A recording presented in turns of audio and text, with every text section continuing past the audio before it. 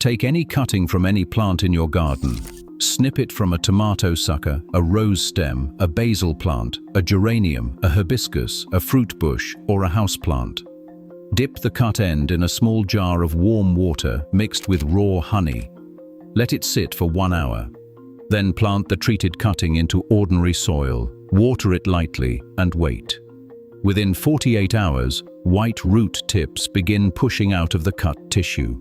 Within 7 days, an entire root system has developed where there was nothing but bare stem before. Peer-reviewed research published in the Journal of Apiculture Research documented that cuttings treated with honey developed roots 23% faster than cuttings treated with conventional synthetic rooting hormones. A separate study by Dunsin and colleagues in 2014 documented rooting success rates as high as 94% in honey-treated cuttings compared to 88% for untreated controls. The cost is under $1 per gallon of finished solution. The ingredient is sitting in almost every American kitchen right now, and the technique itself is not new. Egyptian farmers were using honey to propagate plants over 5,000 years ago, in the era of the pharaohs, when the Great Pyramid of Giza was still under construction. Honey jars buried in Egyptian tombs 3,000 years ago have been opened by archaeologists and found still edible, still preserving the same biological compounds that ancient gardeners had discovered would stimulate root development in plant cuttings. 5,000 years of agricultural tradition, peer-reviewed modern science, one ingredient in your kitchen pantry, and almost no American gardener has been told the connection. But before I show you the exact recipe and the precise honey-to-water ratio that turns one inexpensive ingredient into the most documented natural rooting hormone in agricultural history, you need to understand something almost every gardening video on the internet gets completely wrong. Most tutorials lump all honey together. Just grab any honey jar from the grocery shelf, mix some into water and dip your cuttings. That version of the technique produces inconsistent results, and the reason is something almost no gardening source explains. The honey that works is not the same honey sitting on a typical supermarket shelf. Stay with me, because the difference between effective and ineffective honey treatment comes down to one specific manufacturing step that most commercial honey producers perform, and that destroys the compounds in honey responsible for the rooting effect in the first place. The story does not start in a research laboratory. It starts in the Nile River Valley in ancient Egypt, somewhere around 3,500 years before the birth of Christ. Egyptian civilization was the first major culture to systematically domesticate honeybees and to develop honey production at scale. Tomb paintings from as early as 2,400 years before Christ document beekeeping operations in remarkable detail. Stone hives, smoke calmers, honey extraction. The Egyptians used honey for everything: sweetening food, preserving meats, embalming the dead, treating battle wounds, anointing the deceased pharaohs as they prepared for the afterlife. And documented in agricultural records from the period, Egyptian gardeners used honey to propagate plants. The technique was simple. Cuttings dipped in raw honey or in honey diluted with water rooted faster, survived better, and produced stronger initial growth than untreated cuttings. The mechanism was unknown to the Egyptians. They simply observed the effect, passed the knowledge from one generation to the next, and built one of the most productive agricultural civilizations in the ancient world on the back of the discovery. Honey held a sacred position in Egyptian culture that almost no other substance achieved. The Egyptians called honey the nectar of the gods and used it as religious offering in temple ceremonies. Pharaohs were buried with sealed jars of honey to nourish them in the afterlife. When archaeologists opened the tomb of King Tutankhamun in 1922, they found jars of honey that had been sealed for over 3,000 years. The honey was still edible. The compounds that gave it preservation properties had survived 3 millennia underground. Those same preservation compounds, an enzyme called glucose oxidase that produces small amounts of hydrogen peroxide in the presence of moisture, plus a complex of phenolic antioxidants and natural antimicrobial peptides, are the exact compounds that modern peer-reviewed research has identified as responsible for the rooting effect on plant cuttings. The Egyptian beekeeping operations themselves were remarkably sophisticated. Archaeological evidence shows the Egyptians moved their hives by boat up and down the Nile River to follow seasonal flowering. They smoked the bees to calm them before harvesting. They built clay tube hives stacked horizontally in walls that could house dozens of colonies at a single location. The wealthiest Egyptian estates maintained hundreds of hives and produced honey in quantities that supplied not just food and religious offerings, but also agricultural amendments distributed across their farming operations.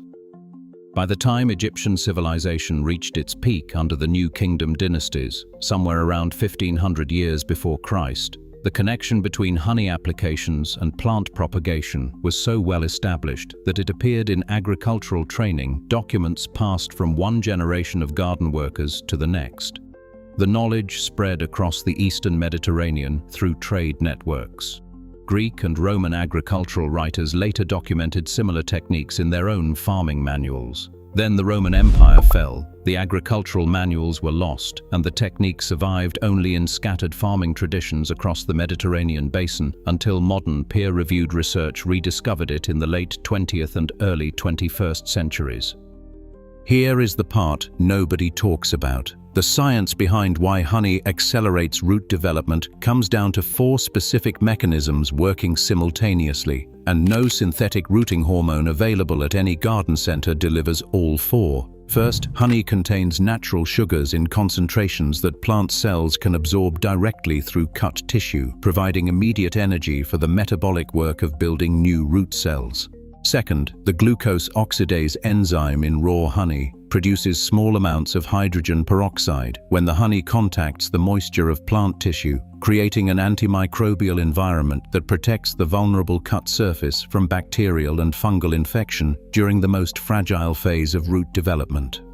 Third, honey contains naturally occurring compounds that mimic the effects of plant auxins, the hormones that signal plant tissue to begin producing root cells in the first place.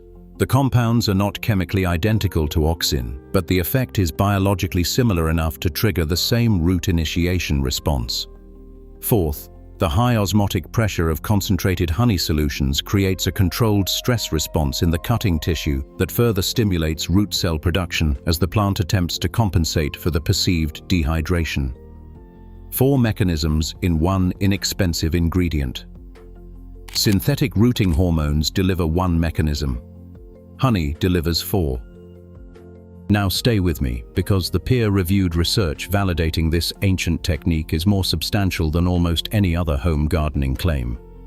The most cited study, conducted by Dunsin and colleagues in 2014, compared honey treatment to multiple alternative rooting approaches across several plant species. Honey-treated cuttings showed significantly greater root counts, increased total root length, and lower mortality rates than untreated controls. The success rates in some species reached 94% rooting compared to 88% in controls. A separate study, published in the Journal of Apiculture Research, documented 23% improvement in root growth in cuttings treated with honey compared to those treated with conventional synthetic hormones. Research from the University of Hawaii compared raw honey against commercial synthetic rooting hormones across multiple nursery plant species, finding that honey demonstrated reliable ability to root plant cuttings across a wide range of crops. A more recent study published in the journal Agriculture in 2025 evaluated honey as a rooting adjuvant for commercial nursery propagation of roses, camellias, and southern magnolias, providing additional validation of the technique under controlled commercial conditions. Here is the shareable detail that should change how you think about plant propagation forever. Synthetic rooting hormones available at garden centers cost between $15 and $40 per small container, contain chemicals like indole 3-butyric acid manufactured in industrial chemistry facilities, and deliver one specific biological effect through one specific compound. Raw honey costs $5 to $15 per pound at any farmer's market, contains compounds that have been refined by millions of years of bee evolution to preserve and protect organic tissue, and delivers 4 overlapping biological effects through a complex of natural ingredients that synthetic chemistry cannot reproduce. The Egyptians figured out the connection 5,000 years ago. The modern propagation industry sells you a synthetic replacement. The synthetic costs more, works on fewer mechanisms, and replaces a substance that has been documented to work since before the construction of the pyramids. There is a second shareable detail worth understanding because it speaks to how much agricultural knowledge has been lost in just a few generations. 5,000 years ago, an Egyptian gardener could walk to a beehive, collect a small amount of honey, and use it the same afternoon to propagate plants. The technique required no factory, no patent, no shipping, no packaging, no marketing budget. It worked because the chemistry of honey naturally aligns with the biology of plant tissue. Today, a typical American gardener drives to a garden center, walks past shelves of honey in the grocery aisle, ignores the natural rooting compound, and pays $25 for a synthetic chemical that performs the same job less effectively. The path from sophisticated ancient knowledge to amnesia took approximately 200 years. The path back is just as short. 1 jar of raw honey, 1 gallon of warm water, 5 minutes of mixing, and the entire technique that Egyptian gardeners refined over millennia becomes available again in any American kitchen. So why is none of this taught in major nursery operations or garden center training materials? The answer is the same answer that explains every buried gardening technique. The global synthetic plant hormone industry generates substantial annual revenue selling rooting compounds at premium prices to home gardeners and commercial nurseries. Raw honey cannot be patented. It cannot be branded as a proprietary formulation. The economics are exactly backward from how the chemical industry needs to function. So, the most documented natural rooting hormone in agricultural history, validated by 5,000 years of practical use and confirmed by multiple peer-reviewed studies, sits in supermarket aisles labeled only as a breakfast food, ignored by the gardeners who walk past it every week on their way to spend $25 on a small container of synthetic rooting powder. Now I need to be honest with you, because dishonesty in gardening advice is exactly how good techniques get unfairly dismissed. The honey you choose for this technique matters enormously, and most commercial honey will produce disappointing results. The active compounds in honey responsible for the rooting effect are temperature-sensitive enzymes that get destroyed during the high-temperature pasteurization process that most commercial honey undergoes before bottling. Pasteurized honey from a typical supermarket shelf has been heated to kill bacteria and extend shelf life. That same heat destroys the glucose oxidase enzyme and degrades the phenolic antioxidants that produce the rooting effect. The result is a honey that looks identical to raw honey, but performs substantially worse in propagation work. The only honey worth using for this technique is raw, unpasteurized honey from a local beekeeper, a farmer's market, or a clearly labeled raw honey product from a reputable supplier. Manuka honey from New Zealand has the strongest documented antimicrobial activity of any commonly available honey. But standard raw multifloral honey from local bees works very well for backyard propagation purposes. There is one more honest reality worth flagging. Honey is primarily a rooting aid for cuttings during the propagation phase, not a general fertilizer for established plants. Applying honey water to mature garden plants as a general feeding can attract ants, encourage fungal growth on leaf surfaces, and produce inconsistent results because mature plants have already established their root systems and do not respond to rooting stimulants the way fresh cuttings do. The technique works on the transition moment between a fresh cutting and an established new plant. Do not expect honey water to transform your established tomato plants or your existing rose bushes. The application is specifically for propagation work, where the biological mechanism actually applies. Now we get to the part you came here for, the exact recipe. Pay attention to the details. because the dilution and the application method are what determine whether the honey actually contacts the cutting tissue or simply washes away into the soil. You will need 1 tablespoon of raw, unpasteurized honey. Local honey from a farmer's market or beekeeper is ideal. Avoid pasteurized supermarket honey, honey labeled as ultra-filtered, or honey from imported sources that may have been heat-treated for shipping. The cost is roughly $5 to $10 per pound, and 1 pound contains enough honey for over 30 gallons of finished solution. You will need 1 gallon of warm water. Filtered water is best. Rainwater is excellent. The water should be warm enough to dissolve the honey completely, but not hot enough to damage the enzymes. Lukewarm water at approximately room temperature, slightly warmed by hand or by sitting near a sunlit window, is the right temperature. Here is the assembly. Pour the gallon of warm water into a clean container. Add the tablespoon of raw honey directly into the water. Stir gently until the honey dissolves completely into the water, producing a faintly cloudy, light golden solution. The mixture is now ready for immediate use. Do not heat the solution. Do not let it sit for more than a few hours. The natural antimicrobial compounds in honey will keep the solution stable through a single working session, but the effectiveness drops within a day as the dissolved compounds slowly degrade in open water. The application is simple. Take fresh cuttings from any plant you want to propagate.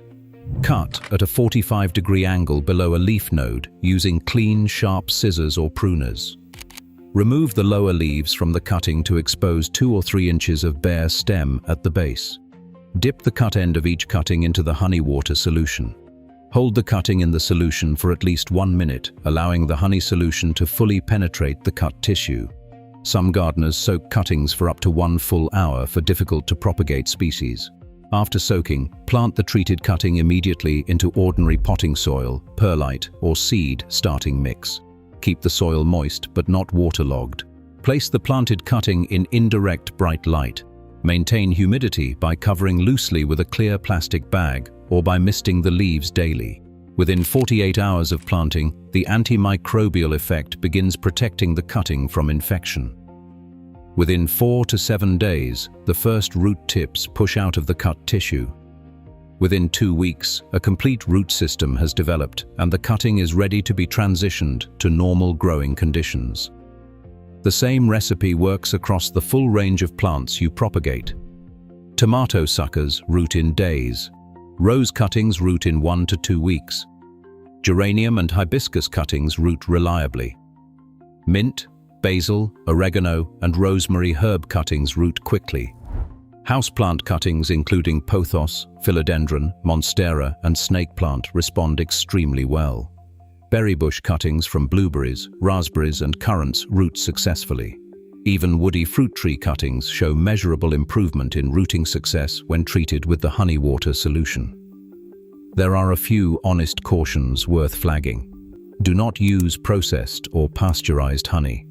The active compounds have been destroyed by heat. Do not apply honey water as a general garden fertilizer to mature plants. The technique is specifically for propagation. Do not exceed the 1 tablespoon per gallon dilution. Stronger concentrations create osmotic stress that damages cut tissue rather than stimulating it. Do not store mixed solution longer than 1 working day because the dissolved compounds lose effectiveness in open water. And finally, choose your cuttings carefully. Honey is a rooting aid, not a miracle cure. A weak, damaged, or diseased cutting will fail regardless of treatment. Start with healthy, vigorous source material for the best results. The next time you stand in the kitchen looking at a jar of honey, do not just see a breakfast sweetener. See the same biological compounds that Egyptian gardeners used to propagate plants in the era of the pyramids, the same chemistry that has been validated by peer-reviewed 21st century research, the same ingredient that costs a fraction of what synthetic rooting hormones cost while delivering 4 overlapping biological mechanisms instead of 1. 5,000 years of agricultural tradition. Modern science confirming what ancient farmers always knew. One jar of raw honey, sitting on a kitchen shelf, capable of doubling the rooting success of every cutting you take this growing season. The harvest begins now.